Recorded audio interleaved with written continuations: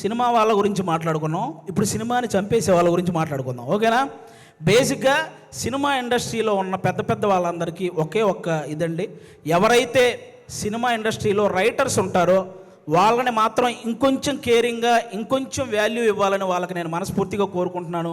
ఎందుకంటే రైటర్ అంటే వాడు ఇచ్చింది తీసుకుంటూ చెప్పింది రాసుకుంటూ వెళ్ళిపోతాడనే ఒక చిన్న ఆలోచన నుంచి రైటర్ అనేవాడు ఒక్కసారి నాకు ఎందుకులే అనుకుంటే ఇండస్ట్రీలో ఎవ్వరికీ పని ఉండదు అనే ఒక పెద్ద ఆలోచన చేయాలని నేను మనస్ఫూర్తిగా కోరుకుంటున్నాను.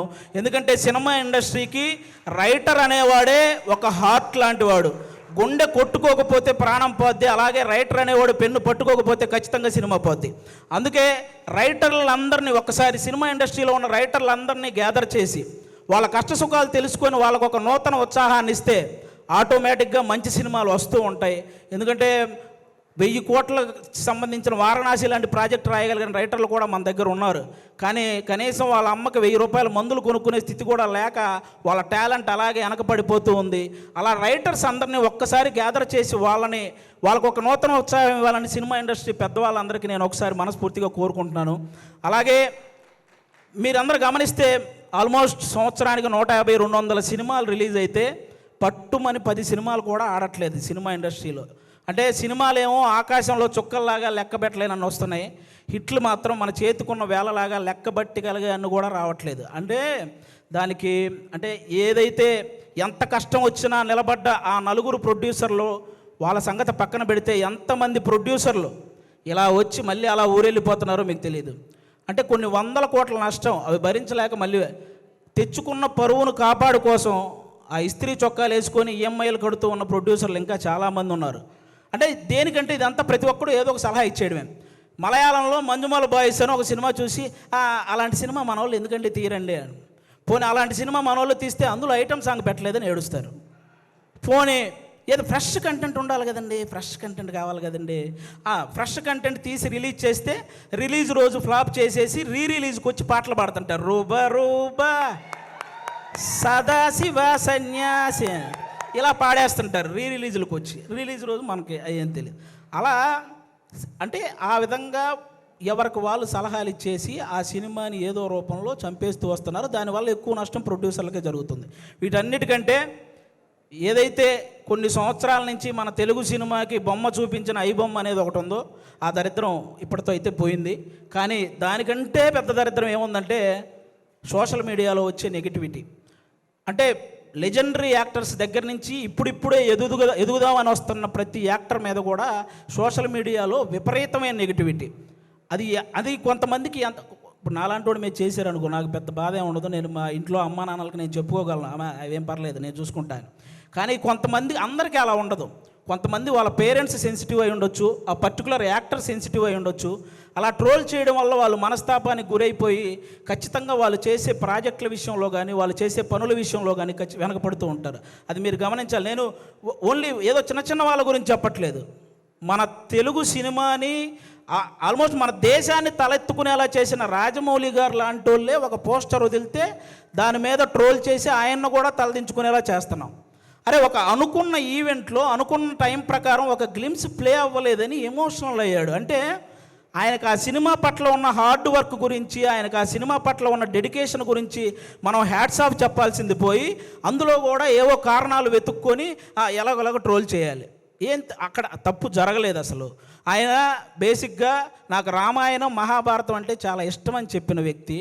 అలాంటి వ్యక్తి ఎవరైనా రాముడి గురించి నాకు తీసే అవకాశం వచ్చిందని చెప్పిన వ్యక్తి. ఆయన ఆ రోజు హనుమంతుడి మీద అలిగాడే కానీ అవమానించలేదు. ఇది ఒక్కటి అందరూ గుర్తుపెట్టుకోవాలని నేను మనస్ఫూర్తిగా కోరుకుంటాను. ఒకరు కాదు, సినిమా కోసం ఎన్టీఆర్ గారు సన్నబడితే ఆయన మీద ట్రోలింగ్, మన బాలకృష్ణ గారు మాట్లాడితే ట్రోలింగ్, అల్లు అర్జున్ గారు నవ్వితే ట్రోలింగ్, సాయి ధర్మతేజ్ గారు యాక్సిడెంట్ అయ్యి ఆయనకు మాట్లాడడానికి ఇబ్బందిగా ఉంటే దాని మీద కూడా ట్రోలింగ్. అరే మనం బయట దేశాలకు వెళ్తే జస్ట్ మనం బాహుబలి అంటే కానీ మీరు ఇండియనా అనే పరిస్థితి ఉండదు. అలాంటి ప్రభాస్ గారి లుక్స్ మీద ట్రోలింగ్, రామ్ చరణ్ గారి చికిరి చికిరి అనే సాంగ్ పక్క దేశాలలో కూడా రీల్ చేస్తున్నారు. అలాంటి ఆ స్టెప్పుల మీద ఇక్కడ ట్రోలింగ్. ఒకరు కాదు, విజయ్ దేవరకొండ గారి మీద మన ఇండస్ట్రీ వాళ్ళే ట్రోలింగ్. అంటే ఒక వ్యక్తి ఇంకా అంతకు మించి ట్రోలింగ్ అంత మానసికంగా ఒక వ్యక్తిని కుంగవేయాల్సిన పనే ఉంది. ఇప్పుడు బాహుబలి, RRR, పుష్ప ఎలాగో ఒక వర్గానికి అర్జున్ రెడ్డి లాంటి సినిమా కూడా అలాగే. అతనికి బౌన్స్ బ్యాక్ అయ్యే టైం కూడా ఇవ్వకుండా అతని మీద అంత ట్రోల్ చేస్తూ ఉంటే అతను ఎంత ఇబ్బంది పడతాడో ఆలోచించాలి. ఒక శ్రీలీల అని ఒక తెలుగు అమ్మాయి ఇక్కడి నుంచి బాలీవుడ్, తమిళనాడు ఇలా వెళ్ళి అన్ని ఇండస్ట్రీల్లో వర్క్ చేస్తుంటే ఆ అమ్మాయి డ్యాన్స్ చేస్తుంది కానీ యాక్టింగ్ పెద్ద. ఇప్పుడు భగవంత కేసరి అనే సినిమా నేషనల్ అవార్డు దృష్టికి వెళ్ళిందంటే బాలకృష్ణ గారి పర్ఫార్మెన్సు, అలాగే అనిల్ రావుపూడి గారి కథతో పాటు శ్రీలీల గారి పర్ఫార్మెన్స్ కూడా వన్ ఆఫ్ ద రీజన్ కదా. అలాంటి అమ్మాయిని అంత బ్లేమ్ చేయడం ఏంటి? ఒకటిగా మెగాస్టార్ చిరంజీవి గారి మీద డీప్ ఫేక్ AI వీడియోలు చేశారబ్బా. ఇంతకంటే దరిద్రం ఏమైనా ఉంటుందా? నాకు తెలిసి ఆయన రికార్డులు కొట్టిన పోస్టర్లు గోడల మీద పడేటప్పుడు ఆ ట్రోలింగ్ చేసినోడు వాళ్ళ అమ్మ కడుపులో కూడా పడి ఉండడు. అలాంటి వ్యక్తులు వాళ్ళు. ఆయన 3 దశాబ్దాలు 1వ నంబర్ పొజిషన్లో ఉన్నప్పుడు వీడికి అసలు ఒకటంటే ఇలా ఉంటుందని కూడా తెలియదు. మన తుఫాన్ వచ్చిన ఆయన సినిమాల కోసం మనం పరిగెత్తుకుంటూ వెళ్తున్నప్పుడు వాడికి నడవడం కూడా వచ్చి ఉండదు. అలాంటి వాడు వచ్చి మెగాస్టార్ చిరంజీవి గారి మీద ట్రోల్స్. అరే మెగాస్టార్ చిరంజీవి గారు ఒక స్టేట్కో ఒక క్యాస్ట్కో సంబంధించిన వ్యక్తి కాదు, ఒక దేశం గర్వించదగ్గ వ్యక్తి మెగాస్టార్ చిరంజీవి గారు. అలాంటి వ్యక్తి మీద ట్రోలింగ్. ఈ ట్రోలింగ్ ఎందుకు, వీటి వల్ల సినిమా ఎందుకు చనిపోతుంది అంటున్నానంటే, నేను హీరోల మీద ట్రోలింగ్ చేయడం వల్ల, ఇంతమంది స్టార్ హీరోల మీద ట్రోలింగ్ చేయడం వల్ల రేపొద్దున తెర మీద వాళ్ళు హీరోయిజం చూపించినా అది చాలా కామెడీగా అయిపోతుంది నార్మల్ జనాలకు, చూసే వాళ్ళకి. అందుకే ఆ హీరోయిజం ఫెయిల్ అవుతుంది కాబట్టే సినిమాలు ఫెయిల్ అవుతున్నాయి. అరే 100 కోట్లు ఖర్చు పెడుతున్న ప్రొడ్యూసర్లు ఒక పక్క ఒక సినిమా హిట్ అయితే ఇంటికెళ్ళి మా అమ్మ నాన్నకు చెప్పుకుంటామని వెయిట్ చేస్తున్న డైరెక్టర్లు, ఒక సక్సెస్ వస్తే కానీ ఇంకో సినిమాలో మళ్ళీ కంటిన్యూ చేయరు అని ఆశపడే టెక్నీషియన్స్, అరే ఫ్యామిలీస్ని వదిలేసి అభిమానుల కోసం హిట్ ఇవ్వాలని చెప్పి కష్టపడుతున్న హీరోలు, ఒక సినిమా హిట్ అయితేనే జీతం పెరుగుతుందని ఆశించే సినిమా కార్మికులు, ఇంతమంది కష్టాన్ని ఒక చిన్న నెగిటివిటీ ట్రోలింగ్తో మీరు కంప్లీట్గా దాన్ని చంపేస్తున్నారు. ఒక్కరు కాదండి, అసలు ట్రోలింగ్ అంటే ఇప్పుడు మీరు బ్రహ్మానందం గారి రియాక్షన్స్తో మీరు ట్రోల్ చేస్తారు, అవి మేము కూడా నవ్వుకుంటాం, అందరూ నవ్వుకుంటారు. కానీ ట్రోలింగ్ అనేది నవ్వుకునేలా ఉండాలి కానీ నవ్వుల పాలు చేసేలా ఉండకూడదని ఒకసారి ఆ చేసే వాళ్ళకి నేను మనస్ఫూర్తిగా కోరుకుంటున్నాను. అలా ఇంకెప్పుడూ కూడా ఇంతమంది లెజెండ్స్ ఎంతో సాధించి ఇక్కడ వరకు వచ్చారు, వాళ్ళని అంత ఈజీగా నెగిటివ్ చేసే ప్రయత్నం చేయకండి అని వన్స్ అగైన్ నేను మనస్ఫూర్తిగా కోరుకుంటున్నాను. అలాగే ఇప్పుడు వాళ్ళకి చెప్పేశాను కాబట్టి చాలు. అలాగే కొంతమంది ఇంకా రివ్యూవర్స్ ఉన్నారు, వాళ్ళకు కూడా కొంచెం చూసుకొని చెయ్యాలని వాళ్ళకి మనస్ఫూర్తిగా కోరుకుంటున్నాను. చాలామంది మంచి రివ్యూవర్స్ ఉన్నారు, సినిమా గురించి చాలా బాగా చెప్తారు, సినిమా గురించి బాగా చెప్పి ఈ సినిమా నచ్చితే మంచి హైప్ ఇస్తారు, నచ్చకపోతే ఇందులో ఈ నచ్చిన విషయాల కోసం మీరు వెళ్ళొచ్చు అని చెప్తారు. అలా చెప్తే చాలా బాగుంటుంది. అంతేగాని సినిమా మీద వెటకారం చేస్తూ రివ్యూలు ఇస్తుంటారు. వాళ్ళకి అర్థం కాని విషయం ఏంటంటే ప్రొడ్యూసర్లు ఎంత నష్టపోతున్నారో ఒకసారి ఆలోచించాలని మనస్ఫూర్తిగా కోరుకుంటున్నాను. ఇక మా ప్రేమంటే సినిమాలో, ముఖ్యంగా మా ప్రేమంటే సినిమాలో మా ప్రియదర్శి బ్రదర్ ఇందాక నాగ చైతన్య గారు చెప్పినట్టే వర్స్టైల్ యాక్టర్, అసలు మామూలుగా కాదు. అతను ఏ సినిమా పట్టుకుంటే ఆ సినిమా లక్కీ అన్నట్టు మారిపోయింది. బలగం చూసినప్పుడు కానీ, అతను కోర్టు సినిమా చూసినప్పుడు కానీ, మల్లేశం చూసినప్పుడు కానీ, సారంగపాణి జాతకం సినిమా చూసినప్పుడు కానీ అతని పర్ఫార్మెన్స్ ఎప్పటికప్పుడు వేరియేషన్స్ చూయించుకుంటూ వస్తూ, అంటే చాలామంది ప్రొడ్యూసర్లకి ప్రియదర్శి ఇలాంటి వాడితో సినిమా తీస్తే మనం తక్కువ బడ్జెట్ పెట్టుకోవచ్చు, ఎక్కువ లాభాలు పొందొచ్చు అనే ఫీలింగ్ అతని మీద ఉంది. కాబట్టి అలాంటి ప్రియదర్శి గారు, మన ఆనంది గారు ఇక్కడ చెన్నై, తమిళ్లో రెండిట్లో కూడా ఆవిడ చాలా పాపులారిటీ సాధించిన అమ్మాయి, మన తెలుగు అమ్మాయి.